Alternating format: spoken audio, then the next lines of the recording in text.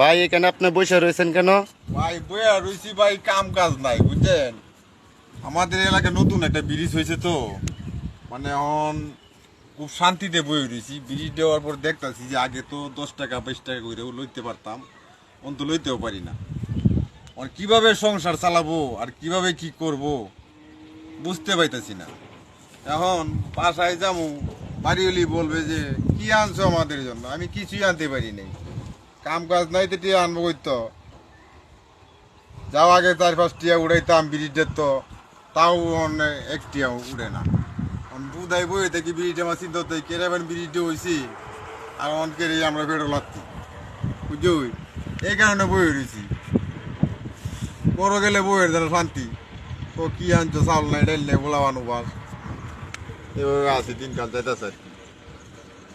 আচ্ছা ভাই, মালা তেমন জানবে দৌড়ুন, জাল লাগা চাল্লা যেন আমরা সুখে সাথে দিন কাটাই। ওকে, থ্যাংক ইউ, ধন্যবাদ।